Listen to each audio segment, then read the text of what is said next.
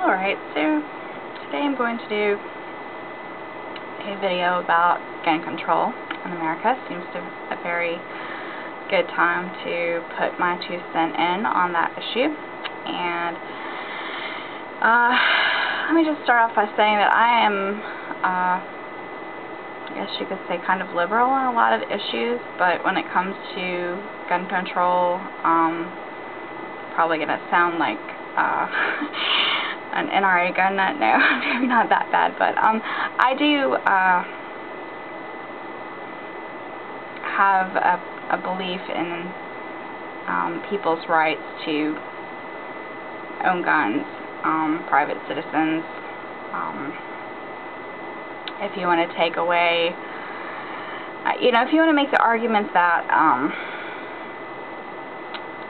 no human being should have weapons, and you want to disarm governments and police forces as well as private citizens, I don't know that I would necessarily get on board with that, but it would be easier to persuade me with that type of argument. But given that we live in a very militarized world, and increasingly so,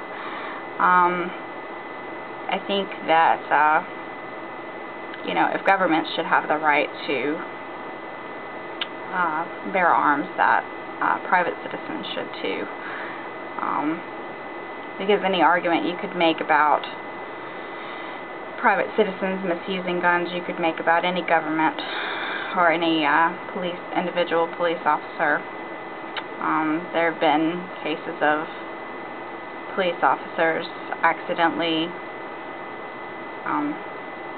killing innocent people, and I'm sure there have been hundreds, if not thousands, of such cases over the course of American history, world history, and I don't think I would hear anyone argue that, oh, we need to take away all guns from police because of some, accidental shootings that have happened, or even, police officers, flipping out and going off the reservation and killing people that shouldn't have been killed. I'm quite sure that that has happened.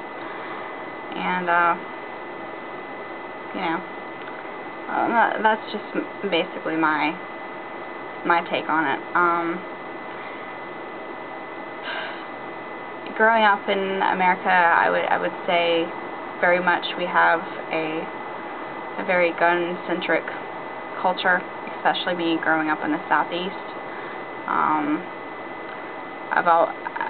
Me personally, I can probably count the times on one hand that I've ever fired a weapon, but I've grown up around guns. I've never had one pointed at me. I've never been the victim of any kind of gun violence. Maybe if I had, I would feel differently. I don't know. But as far as this shooting in Connecticut, I do feel the way that the media has covered it very much smacks of propaganda.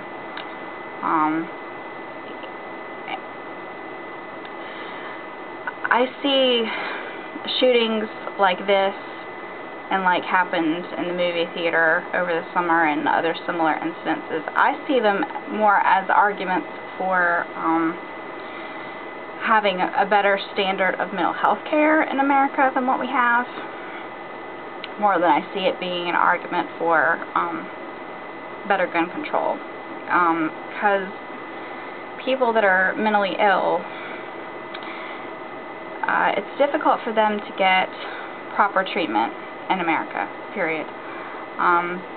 Whether they have health insurance or not. I've worked for a private health insurance company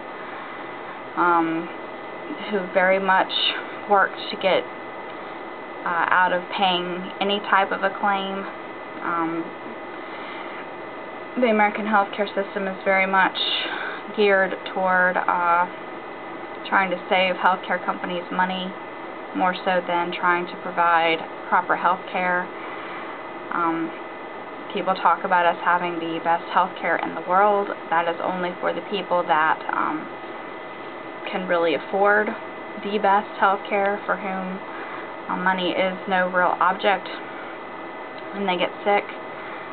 That is not the vast majority of Americans. The vast majority of Americans, their health care sucks. And this is why we have a lot of health care problems that other parts of the world, with socialized medicine and better standardized care, don't have. I think that we should be embarrassed as a country in how poorly we provide for health care for a lot of people that are poor. Telling people that, oh, they can always go to the emergency room to get treated. And that we should have, I don't really believe in Obamacare because it doesn't really provide for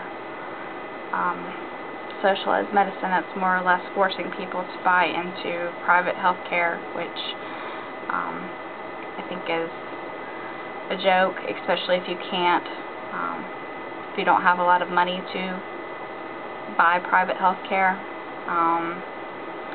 And I think that has been the main reason why Republicans supported the mandates at one time and now don't, because they realize, gee, if all the people that don't have insurance now have insurance and still don't get proper health care treatment, that'll just call more attention to the fact that we need socialized medicine and that our healthcare system sucks. For-profit healthcare just sucks, in my opinion. Sucks. But anyway, like I said, incidences like what happened in Connecticut really make me think more about the fact that we need better treatment for people that are mentally ill than what we currently have. They don't make me think, oh, let's go out and outlaw assault weapons or round up all guns, blah, blah, blah. I also, I think about the fact that thousands of children around the world starve to death every day or die because they don't have clean drinking water or they can't afford basic cures for things like dysentery. It's not that I don't have any compassion for the kids that got killed and their parents. I mean, I can't even imagine what they're going through, but if we're not going to create any kind of worldwide socialism to try to prevent all the unnecessary deaths of children, the children that don't just die, but suffer incredibly, and children that are not 6 or 7 but are 5 and younger for the most part. Something like 75% of all the people that starve to death in the world, which is, I think, what I saw online, is like 18,000 people every day, and 75% of those are age 5 and under. They said they don't just die, they really suffer. And if people don't look at that and say, well, we need to outlaw people living in million-dollar mansions because that money could be spent on feeding these children, or we don't need to spend billions of dollars on our military because that money could be spent, trying to save children's lives. And if we're not going to do that, then, to talk about outlawing guns and not supposed to make some kind of significant positive impact for protecting children, I just don't see it. don't see it. I do kind of agree that the reason stuff like this happens in places where guns aren't allowed is because people know that they're going to be able to get away with that kind of stuff there. You know, they're not going to go into, you know, an NRA convention and try to start killing people, because, you know, it would be put down pretty quickly. You know, they're going to go after people that are essentially defenseless. And I think when you have something like 300 million guns in America already in private hands, I think that it's ridiculous to think that outlawing guns is going to make any kind of significant impact on eliminating gun violence. I just don't see it. I think that we should encourage people to be more responsible with firearms. I think that there should be more education, that we should be perhaps try to become more compassionate and less desensitized to violence as people. I think that would be a good thing. But gun control, I don't see it as being a viable solution in America. I just don't. Not when you have a pathological, well, not really pathological, a systemic distrust of police in a lot of American communities, and a lot of that is historic, because of the fact that for many years the law enforcement in America was used to basically round up slaves for slave labor, you know, taking advantage of people for being the wrong color, or for being poor, or being the wrong place at the wrong time. I don't think our culture is going to be one that's going to say, oh, well, let's just turn over our guns and expect the police to protect us, because number one, people don't trust the police, and number two, a lot of people live in very rural areas where it's not realistic to expect that you're going to get timely response from the police if you were attacked by a criminal with a gun. And like I said, I don't think that outlawing guns for the general population is going to do anything to keep guns, or a lot, enough to keep guns out of the hands of criminals and people with